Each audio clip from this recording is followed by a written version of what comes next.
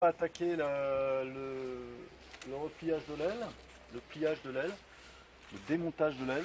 Donc première chose qu'il faut faire, moi je conseille à tous ceux qui ont un rigide de ce type de procéder toujours de cette façon-là. Vous avez bien compris que la connexion avec le câble agit sur le levier de spoiler. En conséquence de quoi, si on n'enlève pas le câble et qu'on commence à replier les deux bords d'attaque, ce profil-là qui va se situer à un endroit qui ne sera pas celui où il est là actuellement, puisqu'il va être en cours de démontage, le levier va faire un nouveau trou dans la voile par rapport au fait qu'il est toujours connecté au câble de commande. Donc quand on va replier les deux bords d'attaque, le profil articulé étant rabattu comme ceci, le levier va agir en conséquence et faire un nouveau trou. On observe ça sur certains rigides d'occasion. Et donc la première chose que je conseille de faire, c'est défaire immédiatement la commande de spoiler.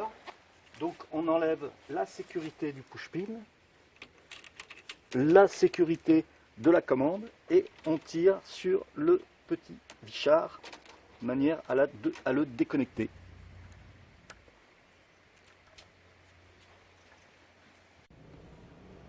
Alors donc, suite à l'enlèvement du câble, vous pouvez remarquer que évidemment le levier de spoiler ne monte plus selon que je monte le bord d'attaque de cette façon.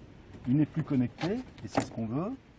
Pour autant, il faut enlever l'anneau brisé ici pour s'affranchir de la liaison complète qu'on a ici. On remet l'anneau brisé pour ne pas le perdre lors du futur montage et on laisse le spoiler de cette façon. Donc comme on va essayer de le plier à la façon Atos, on va laisser tout en place tel que avec les deux sécurités ici positionnées. On laisse tout ça. Je vais enlever les spoilers. J'ai déconnecté le spoiler. Je fais pareil avec les volets. Pareil, je laisse tout en place. On va voir après au pliage comment ça va se passer. Hop, ça c'est fait. Coupe. Un petit peu en contradiction par rapport à ce que je disais au préalable.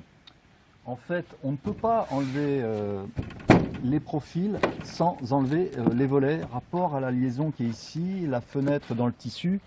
On pourrait arriver en se débrouillant bien, éventuellement à passer, même pas j'y arrive, c'est-à-dire faire la rotation du profil, là c'est quasiment impossible. Donc on laisse en place les spoilers, mais on est obligé d'enlever les volets.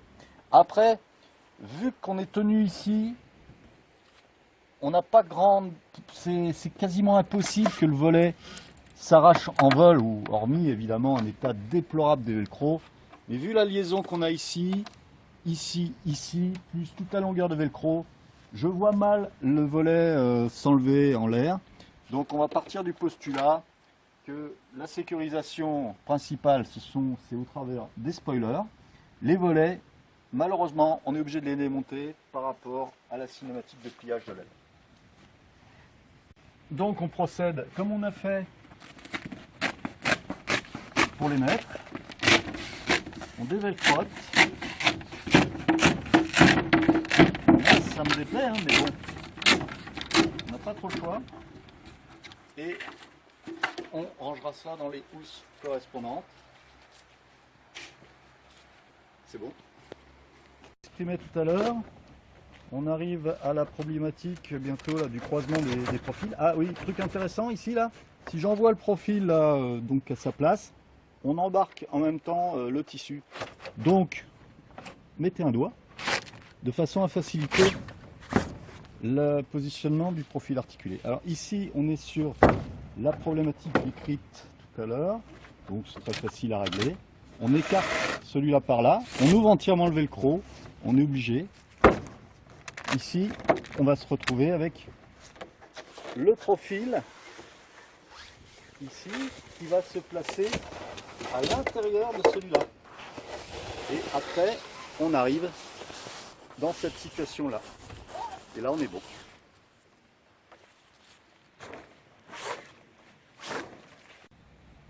Donc, enlèvement de la quille pour reposer sur les deux saumons.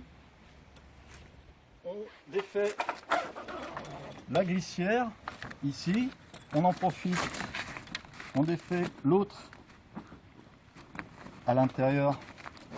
Pas besoin de faire le tour de l'aile pour refaire le boulot. Alors, très important, si vous laissez les chariots de glissière à cet endroit, la glissière après va se retrouver malencontreusement dans cette position. Quand vous allez refermer le bord d'attaque, ça va faire casse-noisette.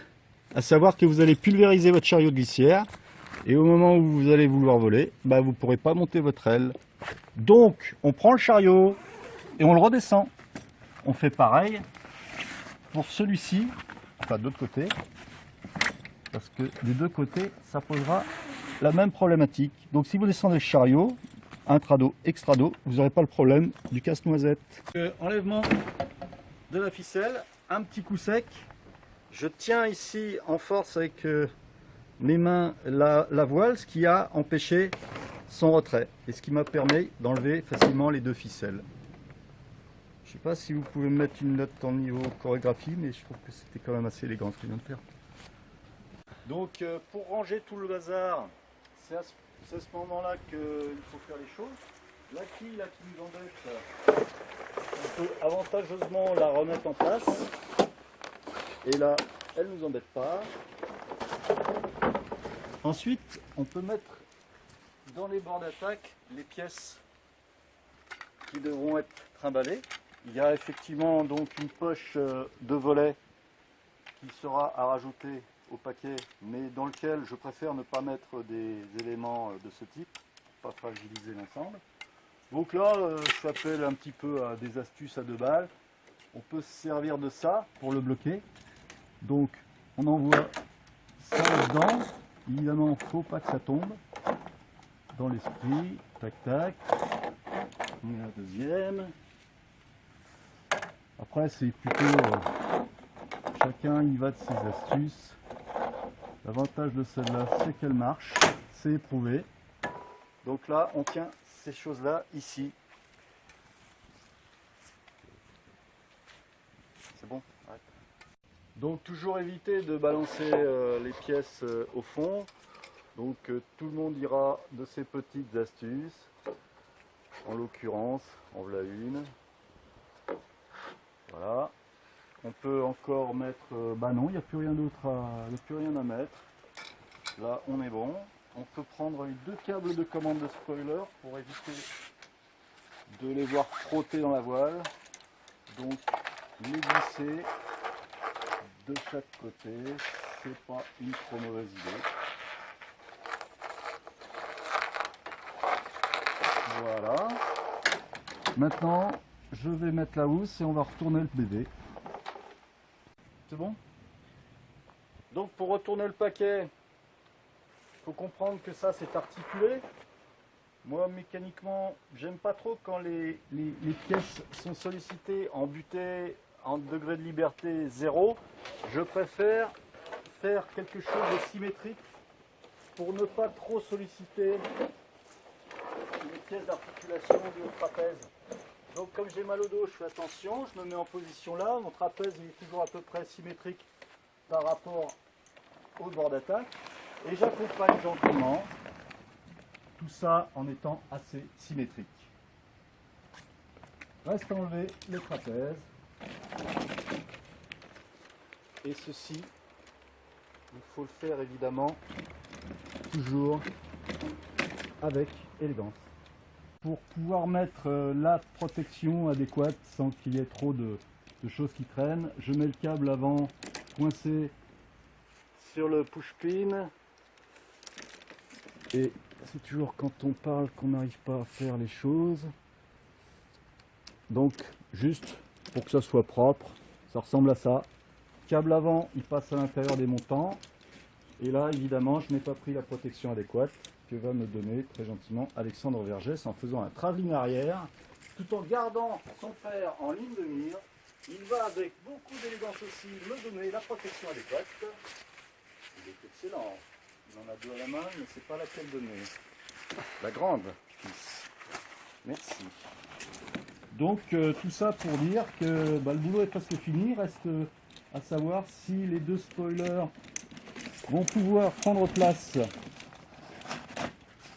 dans la voile sans qu'il soit nécessaire de les enlever.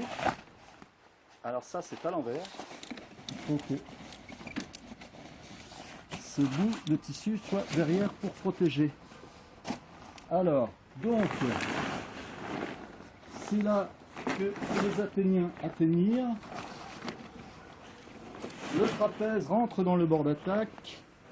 Ici, on a quand même un petit bout de protec à placer sur les push-pins. Cette petite chose-là n'est pas très agressive. On pourra y mettre un bout de protection éventuellement. Je trouve ça assez propre pour l'instant. Et maintenant, c'est là que les choses vont peut-être m'amener au suicide. Donc, l'idée c'est de placer la voile tout d'un côté, de mettre les deux spoilers en effet miroir, par exemple la partie lisse l'une sur l'autre, et de replier avec la voile sous une forme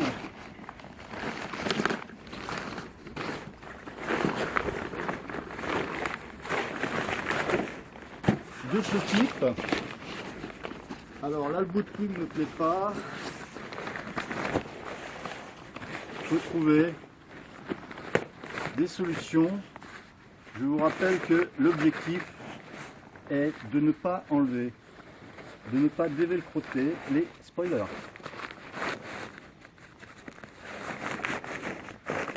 Je trouve que c'est pas trop vilain.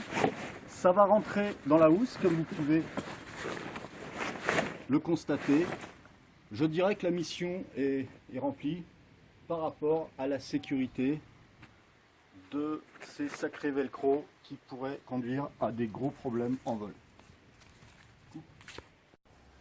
Bon, donc après avoir un petit peu cherché, on est sur un pliage type Athos, à savoir en accordéon. Donc vous avez plusieurs plis qui fait que ça ressemble à quelque chose. On arrive à rentrer tout ça dans le paquet. On n'abîme pas tellement la voile. Donc au niveau des deux spoilers, on les a donc mis pareil en accordéon. On est jointif au niveau des deux spoilers l'un sur l'autre dans les mêmes volumes. Il y a juste ici au niveau protect, bon c'est un petit peu pas forcément super beau. Mais bon, moi je dis que ça c'est pas du tout gênant ni pour le vieillissement de la voile. Peut-être ici mettre une protect un peu plus lâche pour permettre d'avoir un peu plus de jeu dans la voile. Donc c'est terminé, j'ai plus qu'à poser le paquet de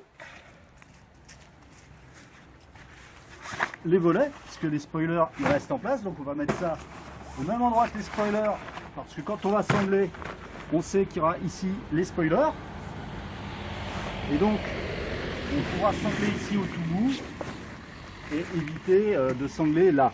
Si après, c'est le rigide, il faut vraiment prendre tout en compte, et donc il vaut mieux s'embêter un peu dans des histoires de sanglage sur la voiture plutôt que d'enlever ses spoilers et risquer de se retrouver en slip en vol avec des spoilers qui ont fait la malle.